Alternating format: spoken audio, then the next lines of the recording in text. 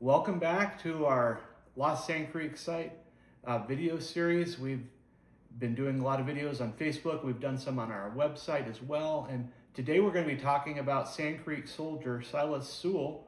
And there are a few different pronunciations you may have heard for his name. Some might call him Soule. I've heard Soule, and that's what we'll be going with today.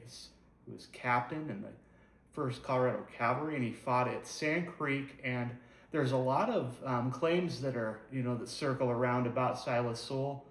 And Soule that wrote a letter to Major Wynkoop, who was the commanding officer at Fort Lyon in the months leading up to Sand Creek. We're going to talk about this here a little bit today. And he wrote this letter to Major Wynkoop, and it's an interesting letter because there's a lot of claims that Soule makes in this letter. And some of these claims are quite horrific, and some people have taken off with these claims over the years. They've said that Silas Soule is the hero at Sand Creek, and some have said, that he's made these claims about these horrific things he said that he saw happen at Sand Creek. So he writes this letter, this alleged letter to Major Wynkoop, and at the time that he wrote this letter, his letter was dated December 14th, 1864. Less than a month after Sand Creek, and at this time Major Wynkoop was no longer the commanding officer at Fort Lyon. He had been removed, and Major Anthony came in to take his place as commanding officer at Fort Lyon. And Major Wynkoop, before he was removed from his office, from the post, he had taken it upon himself to meet with Black Kettle and other Cheyenne chiefs and talk about terms of peace, that he was trying to establish some sort of peace agreement with Black Kettle and other chiefs. But he did this after orders had already been sent down from Major General Curtis. They had sent these orders to Colonel John Chivington on how he wanted the Indians dealt with, and this was all from the many requests that were sent to Major General Curtis from Colorado Territory Governor Evans, and he had made many pleas for help to fight back because the Colorado settlers were under tremendous and constant attack from Cheyenne warriors. And we learn a lot about this from a guy named George Bent. You can learn more about him in our book, We Found the Lost Sand Creek Site. And so Major Wynkoop at this time in December is former commanding officer. He was relieved of his duties because he had undermined his superior officers by going around them and trying to talk terms of peace that he did not have the authority to do. It was already sent down from Curtis how he wanted the Indians dealt with, and he wanted them to be fought against. He wanted them to pay for the things that they had done to Colorado settlers. And so this would come down, and so Silas Soule writes this letter to Wynkoop, and it's interesting because Wynkoop was not just a commanding officer, he was Major Wynkoop, and Silas Soule was a captain. And that, he's writing this letter to what would have been a superior officer. And so he writes this letter, and he addresses it to Ned Wynkoop, but he says, to Ned, dear Ned. And it's interesting because generally you wouldn't speak to your superior officer this way. So this really just out of the gates is not a letter you'd be writing to a superior officer. This is a letter he's writing to his buddy, his friend, and telling him a lot of horrific things that he said he saw happen at Sand Creek. And this letter is under 1,300 words, which is interesting to note. So we'll get back to that in just a minute. So he writes this letter. It's about under 1,300 words long, this letter to Wynkoop, and he says that at Sand Creek we lost some of our best Indians. And the first named is Black Kettle, which is interesting. And he also said that at Sand Creek, he said Black Kettle was killed, and he said that George Bent was also killed at Sand Creek.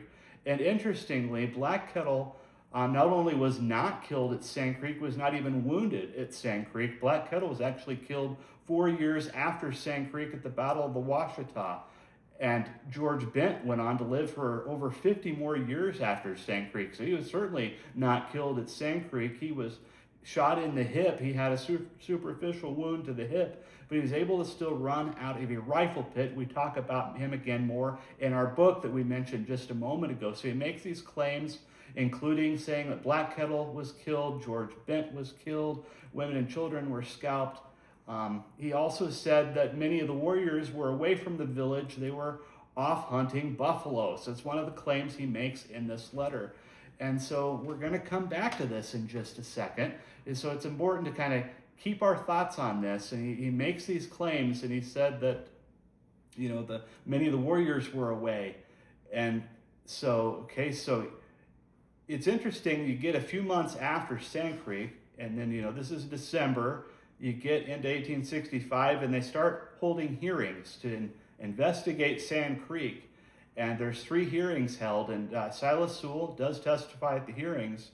And what he said in this letter is almost just non-existent when he takes a stand, so to speak. He testifies under sworn testimony, and he gives his sworn testimony about what happened at Sand Creek, and what he said in that letter is nearly non-existent. He doesn't make any claims about warriors off hunting, and in fact, one of the biggest claims that comes from that letter is that he refused to fight, and he said that he refused to fire in this letter to Wynkoop. And interestingly, in his sworn testimony, Silas Soule actually said that it was a dangerous situation for his men to be in, so he pulled his men back due to the concern for crossfire. And we'll talk about that a little bit more here in just a moment. So he talks about his concern for crossfire in sworn testimony, and during the entire time of his testimony, which, if you look at the actual, his testimony, the written portion with the written part of his testimony, it's over 11,000 words. So you're looking at 11,000 words compared to under 1,300 words for that letter. It's a short letter to Wynkoop and very long testimony that he provided at the hearings. And he never once makes a claim in his testimony that he refused to fight. He talks about the concern for crossfire. He talks about that throughout the day he was checking in with Major Anthony. Major Anthony would have been then his first superior officer out there that he was, in communication with at Sand Creek. Major Anthony was the one giving him orders on what to do and where and what he was supposed to do and be and at Sand Creek. So he was getting his orders from Major Anthony, and not once does Silas Soule say that he refused to fight. Not once in his sworn testimony. And so this rumor has swirled for a long time that Silas Soule is this great hero at Sand Creek because he's one that refused to fight.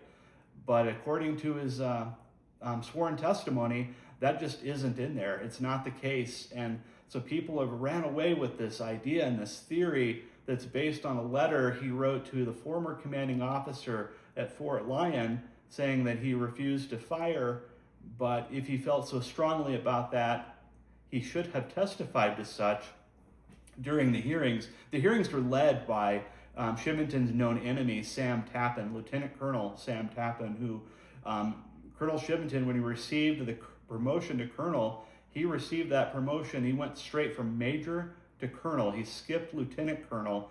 And in that process, the person he skipped in promotion was Sam Tappan. And so Sam Tappan is known for having a hatred and jealousy toward Chivington and was allowed to lead these hearings and investigate his, a superior officer without any other superior authority or oversight.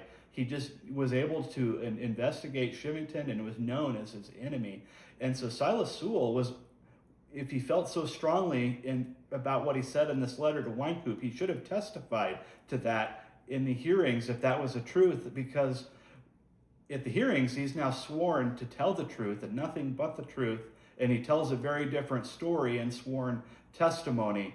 And so we're going to get a little bit more into what are the things we kind of learned from the difference between the letter and his sworn testimony. So we talked a little bit about some of the points from that letter. He talked about how the Black Kettle was killed, George Bent was killed, and he said that he refused to fight. So here's some points from his sworn testimony. One of the things he was asked about was the location of the Indian village, of Black Kettle's village. And this is very important to note because in sworn testimony, he said this: at the camp, I think it was about northeast and southwest. the creek takes a bend there where the battleground was. So that's very important information there, because this is the information he's providing in sworn testimony. He says the village was located about where the creek, it takes like a northeast turn, and then the battleground was there close by, starting close by to there. But he does make a difference between the battleground and the village location, and that's really important to understand. He's making a difference, and he's giving, in sworn testimony, giving a lot more detail than he did in that letter to Wynkoop, where he doesn't provide this type of information to Wynkoop. It's more of a letter, it looked like, and it appears something that he's used to riling up his friend that was removed from the post and relieved of his duties as commanding officer at Fort Lyon. But he said that the village was at the place on the creek where there's a southwest and kind of a northeast turn there.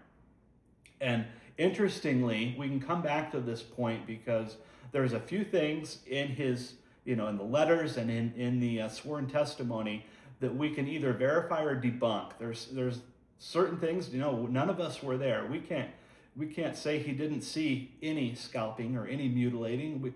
We know from a lot of eyewitness accounts from other soldiers that there was very little of that at Sand Creek. It was actually a village full of warriors. And even Silas Soule gives a different tune about warriors in the camp during his sworn testimony. We'll get to that in just a moment.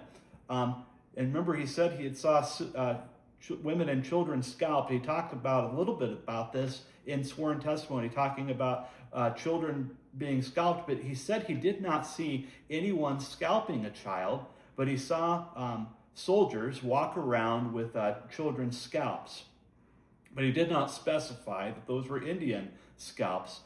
And you'll find, if you read our book after chapter 14, where we have a chapter on artifact photos, and we have information in there from the hearings, there is a surgeon, Dr. Birdsall, that testified under oath that said that he had identified white scalps that were found in the Indian teepees in Black Kettle's village, including children's scalps. So Silas Soule saying he saw soldiers walk around with white scalps, not clarifying, what he saw, just saying that he saw children's scalps.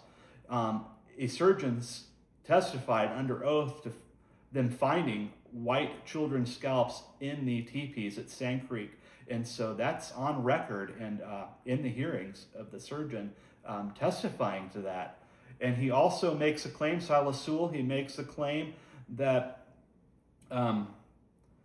with the Indians, when they were sent to Sand Creek, remember the point we made, and the point we're talking about, the claim that he made in the letter, he said that the warriors were off hunting buffalo. Interestingly, because in sworn testimony, he said something very different. Okay, I've got some quotes here that I'm going to read from Silas Soule, but it's also important to note a few things he said about the Sand Creek engagement itself. He said that the battle lasted 6 to 8 hours at Sand Creek, but also trying to say that it was a massacre.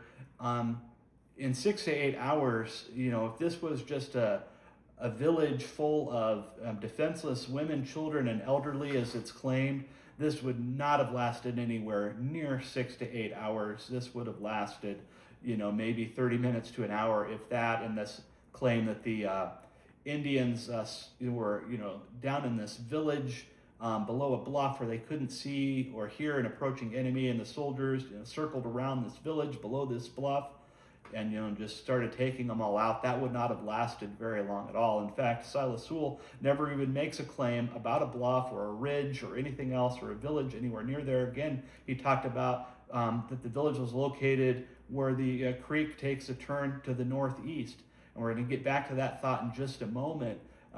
But he makes some claims about Sand Creek. There's some things we can verify, and there's some things we can debunk. Here are some quotes straight from Silas Soule's testimony. Before I got into the creek, there were troops upon both sides firing across. It was unsafe for me to take my command up the creek. I crossed over to the other side and moved up the creek. About 3 o'clock, I received orders from Major Anthony to accompany him with my company to escort a supply train on their way from Fort Lyon. I was not back to the battleground again that day. And so here's that quote, and he talks about how he was ordered to go along with Major Anthony, this to accompany a supply train, and he was not back on the battleground. So this is, in the afternoon. At this point, he's not seeing any of the engagement, and so he's not witnessing any portion of any fighting or anything at this point. But what he also said he saw, and what happened, at and after Sand Creek. Here's a question from the commission. Have you been at Sand Creek since? If so, what did you see there, and who went with you? Answer: I went to Sand Creek on the last of December with about 30 men, accompanied by Captain Booth, inspecting officer and chief of cavalry, District of the Upper Arkansas. Saw 69 dead Indians. Okay, this is a pretty interesting point because the National Park Service now claims there are over 250 Indians killed without a single citation for that claim. Yet Silas Soule, the person that's supposed to be the hero of Sand Creek, is stating under oath that he only counted 69 dead Indians when he went with Captain Booth back in December to count the number of dead Indians. Only 69. That was the official count, and we get that count from a few other places as well, and one count coming, and two other counts actually, coming the day of Sand Creek, coming while the soldiers were still out there. And as we already talked about, it said, what is the general course of Sand Creek at the point Black Kettle was encamped? At the camp, I think it was about northeast and southwest. The creek takes a bend there where the battleground was. The general course of the creek, I think, is about northwest and southeast. It's important to note that at the alleged massacre location at the National Park Service site, the creek runs directly north and south. There is no northeast bend or turn at all. Once you start seeing a bend towards the northeast in the creek, you're away from the National Park Service site, and you're getting up to where the Bowen property would have started. And this is where my dad, with my mom's assistance, helping us as historian, and he discovered over 4,000 village and battle artifacts on the Bowen family ranch. This lines up with Silas Soule's account of where the village was located and where the battleground was then from there. He's giving a very descriptive detail on the location of the village, saying, there's northeast turn in the creek, and that just simply does not describe the National Park Service location at all. And his description of 69 dead Indians also does not line up with their claim of 250 dead Indians at Sand Creek, which that number is simply made up. That number does not come from any eyewitness or anyone from Sand Creek. That is straight from Silas Soule's testimony. And here we get into another quote from here. It says, state if you know whether orders or directions were received by Colonel Shimington from Major General Curtis, commanding Department of Kansas, at the time or before the council at Camp Weld was held, in relation to treating with the Indians.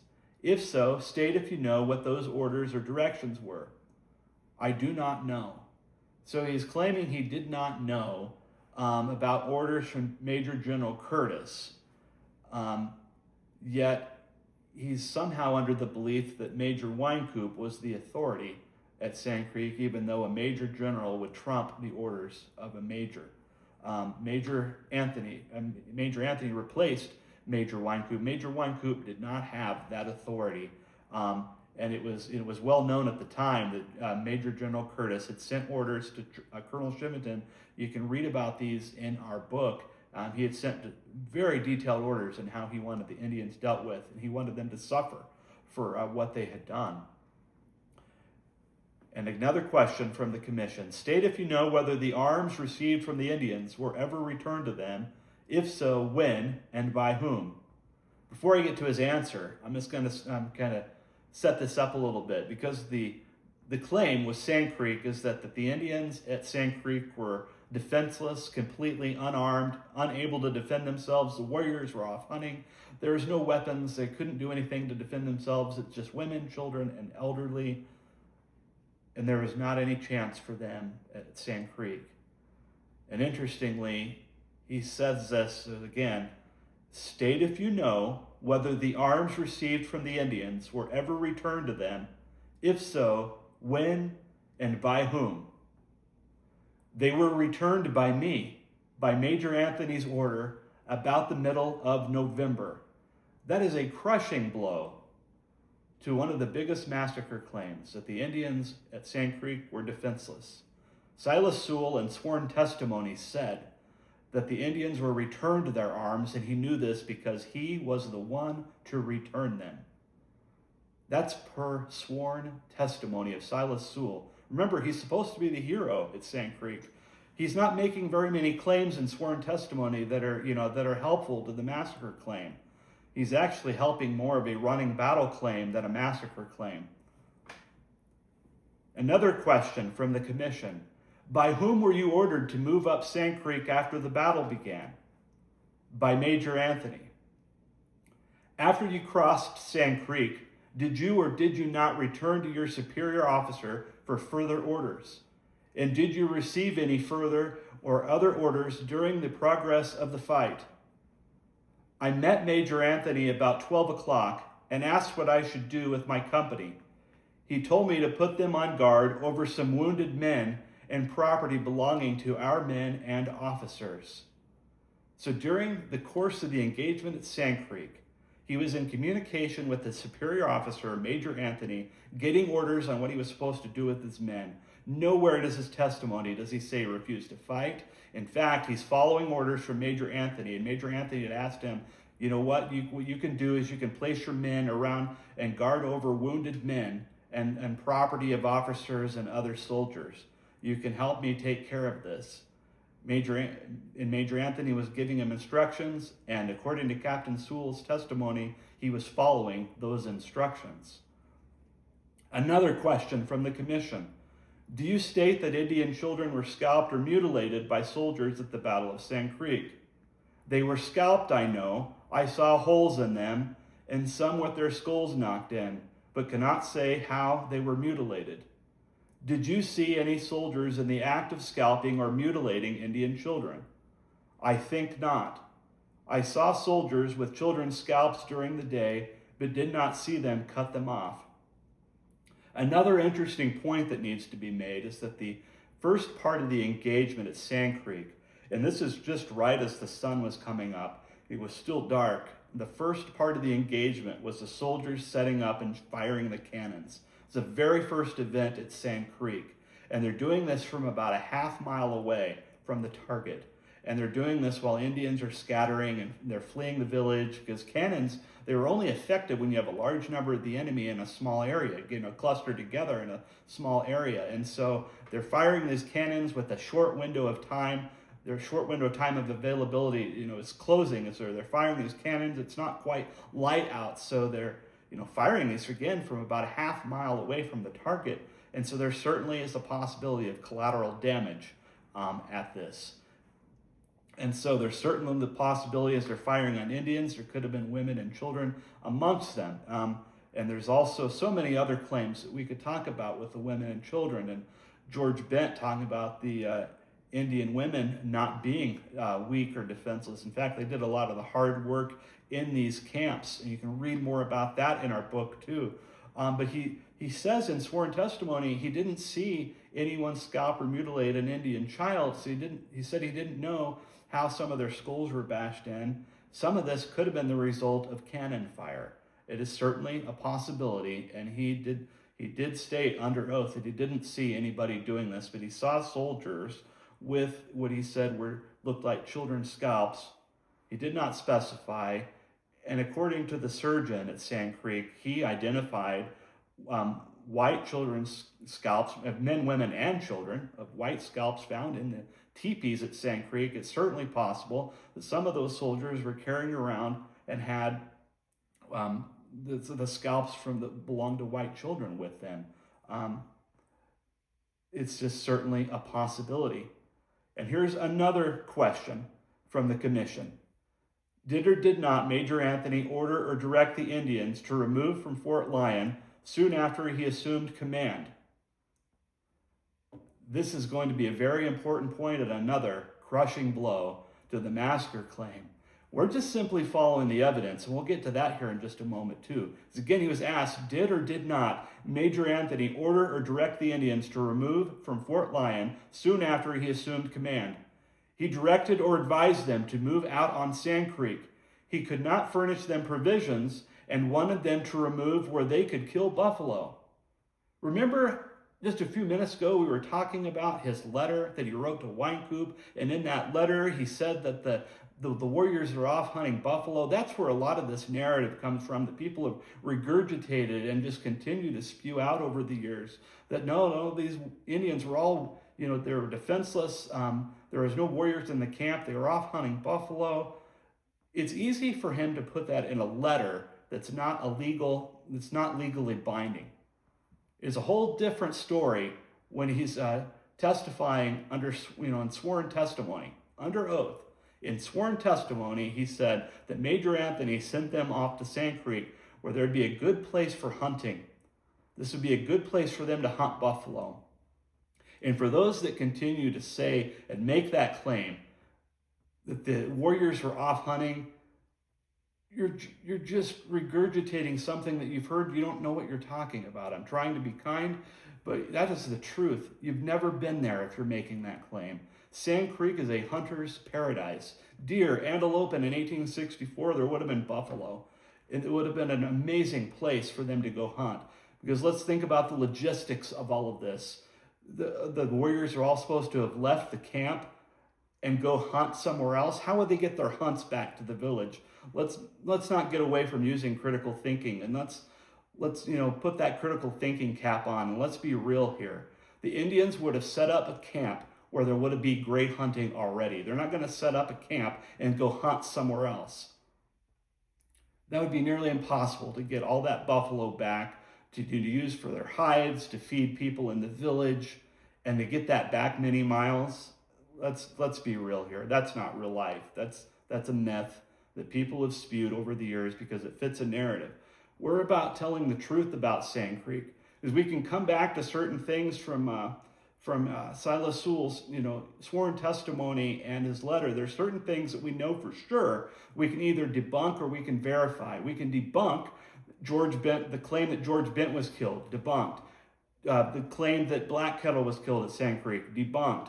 We can verify his claim in sworn testimony that said where the village was located. That matches the location where he talks about a northeast bend in the creek. That matches the location where my dad with my mom's help found the lost Sand Creek site of over 4,000 village and battle artifacts. It's not some secondary skirmish area. We're talking about village site and running battle areas. We're talking about a village site and battle areas starting on the other side of the creek from the village.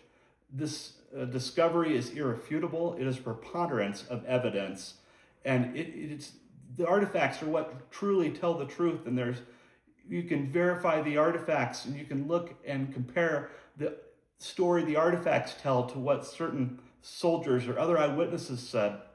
And we can verify that Silas Soule was telling the truth when he talked about the location of the village, and his toned down rhetoric about what he saw at Sand Creek. What he says he saw at Sand Creek in sworn testimony is just not even in the ballpark of what he claimed in that letter to Wynkoop with those horrific claims.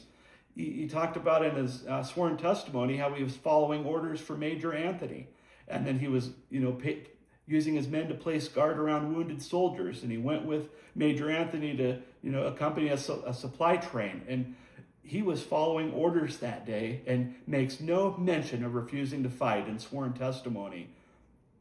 We need to look at history accurately and honestly, and not just follow a narrative. We're about following the truth, and we are just simply following the evidence. The artifacts cannot lie. The artifacts are what tell us the truth about Sand Creek.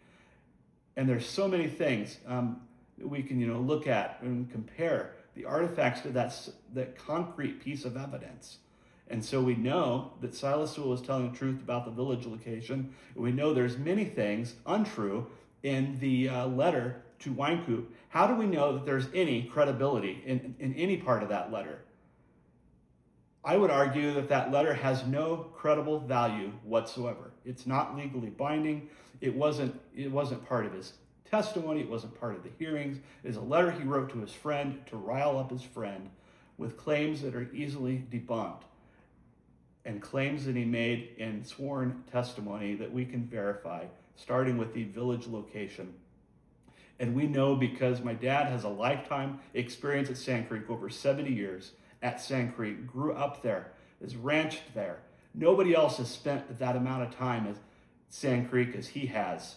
Sand Creek would have been a great place in 1864 for a camp to village of Indians to go hunt. It's a great place today. Nobody else has that advantage to know Sand Creek like we do. Nobody else has put in the time to study and look into Sand Creek and put the time into, truly investigate and do a deep dive into the truth about Sand Creek. We've got to let the chips fall where they may. Sand Creek was objectively a running battle between warriors and soldiers, which you can read more about this discovery, because the discovery of the lost Sand Creek site needs to be known. People need to know the truth. They need to know what's going on with Sand Creek. They need to be prepared for how this story is being used as a very unpatriotic account where people go to the National Park Service site and they hear about this anti-white soldier narrative, all for the basis of getting people to basically be unpatriotic and be ashamed of their country. The reality is it was a battle between warriors and soldiers. And George Bent even said that Sand Creek was, quote, a fight and a battle. He said they stood ground to fight at Sand Creek. They put up a fight. There were over 70 soldier casualties at Sand Creek. There's so many actual verifiable points to be made about Sand Creek that so much of it gets missed and just gets lost over time. We need to know the truth about Sand Creek. The best way for us to tell that story about Sand Creek was in this book. We wrote a book. We found the lost Sand Creek site. You'll see a link for this below. It was the best way for us to tell this story about the artifacts, because the artifacts are truly that concrete piece of evidence. The artifacts cannot lie. So as we talk about Silas Soule, we compare his letters to his sworn testimony. Sworn testimony obviously carries more weight than a letter that he wrote to a friend. It just carries more weight.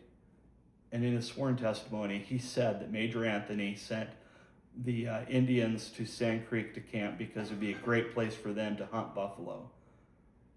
He said that he returned the Indians' arms to them after they left Fort Lyon. Silas Soule doesn't help the massacre claim at all. And nowhere in his testimony does he say he refused to fight. He simply, throughout the day, was following orders from Major Anthony. Learn the truth about Sand Creek. Get our book. Be part of the conversation. Share the truth. And we hope to see you in the next video.